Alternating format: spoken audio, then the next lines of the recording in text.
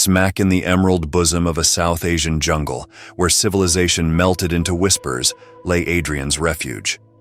The small village that dotted the landscape was merely his nearest neighbor, a distant cluster of lights at the gathering dusk.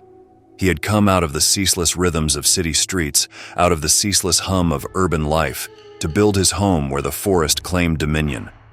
Every morning lured him further into his wilderness haven, where uncultivated vines clung to age-old trees, and the air was thick with the smell of earth and orchids. Here, in this emerald solitude, Adrian finally found the deep silence he had always looked for, pierced only by the cacophony of the jungle life that now was more home than any skyline of concrete ever was. When the cry first pierced the humid air, the jungle broiled under a merciless summer sun, its canopy barely filtering the scorching rays. Frozen mid-step, the wail was desperate and muffled, seeming to ripple through the dense foliage, carrying with it an unmistakable note of terror.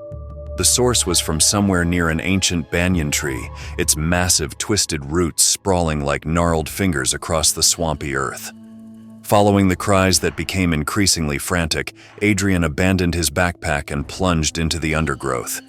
It was as if the jungle was resisting his every move. Thorny vines caught at his clothes, while the thick, heavy air was like a blockade to his lungs. Yet he went forward because there was an urgency, though unexplained. When he approached the big banyan, the thick vegetation thinned out to show him what stopped his heart. There, in a rain-swollen depression, a tiger cub fought for its life in murky waters. Its orange and black fur, usually so striking, now lay plastered against its tiny frame as it struggled to keep its head above the surface. Those enormous golden eyes, wide with panic, locked onto Adrian's with an almost human plea for help. Time crystallized as Adrian weighed his options. The absence of the mother tiger's distinctive presence, no territorial growls, no rustling in the undergrowth, spurred him to action. Having stripped down, he peeled off his shoes and rolled his sleeves with trembling fingers as he made his way to the water's edge. Each step into the flooded hollow sent ripples across the surface, disturbing the mirror-like water that concealed its true depth. He struggled on through the deepening water, his clothes weighted down with heavy layers of water and mud. His attention never wavered from the struggling cub, whose movements had noticeably weakened. As Adrian spoke, his voice barely above a whisper, his words floated across the water. "It's all right, little one. I'm here to help you." Something in his tone must have gotten through to the terrified creature, for its desperate thrashing suddenly subsided into an expectant stillness. With deliberative care, Adrian slid his hands into the murky water, lifting the cub with a gentleness that belied the racing of his heart. This tiny tiger felt impossibly fragile in his arms, its small body shivering against his chest as he cradled it close and shared what warmth he could. The journey back to solid ground seemed to take an eternity, each step calculated to keep the precious cargo safe. Only when he finally set the cub down on firm earth did Adrian release the breath he hadn't realized he'd been holding. The little tiger stood on shaking legs, its sodden fur dripping onto the jungle floor, scared and waterlogged but alive. Relief at the cub's rescue was short-lived, as a metallic glint caught Adrian's eye through the dense foliage. His breath caught in his throat at what he found there. The mother of the tiger cub had lain trapped, her powerful hind leg crushed within the merciless grip of an iron snare. The chain binding her to a huge trunk rattled at every desperate bid for freedom, and her eyes, normally fierce with the confidence of a predator, now blazed with the anguish of a mother. The growl, carrying in it both pain and frustration from not being able to reach her cub, echoed through the trees. Watching this, Adrian's mind worked fast, weighing up the situation.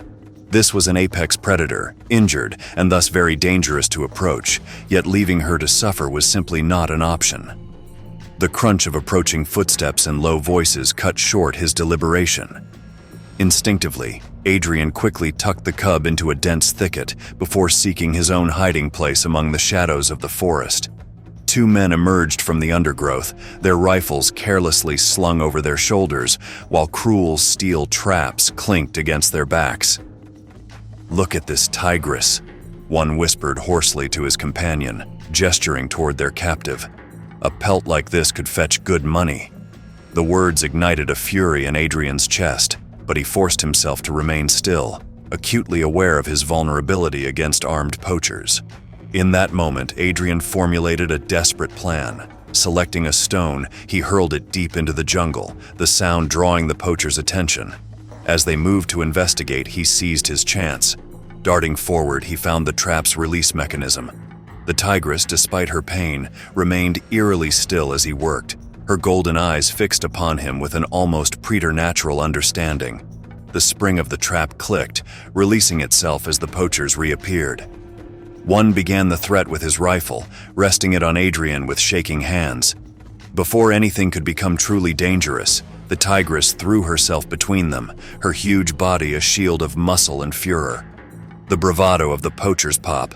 Their rifle, as Adrian would later understand, empty of ammunition, and they ran into the thick of the jungle, leaving behind tools to continue the destruction. Afterward, the tigress turned to Adrian, her amber gaze locked on his for a long moment. There was something in those amber eyes. Not gratitude exactly, but a recognition, a connection forged in that instant of crisis. Then she limped to her cub, nuzzling it briefly before they disappeared together into the forest. That encounter transformed Adrian's relationship with his chosen sanctuary. His need for solitude persisted, but now it was sweetened by a sense of obligation towards this wild place that was his home. He cautiously reached out and joined the villagers in the latter's efforts to protect the jungle's inhabitants. His isolation gave way to something deeper now, a role as guardian of this small corner of wilderness where tigers still roamed free and poachers learned to fear more than just the teeth and claws of the jungle. What do you think about this story? Let your comments be known in the area provided below, and do not forget to subscribe to the channel. See you in the next video.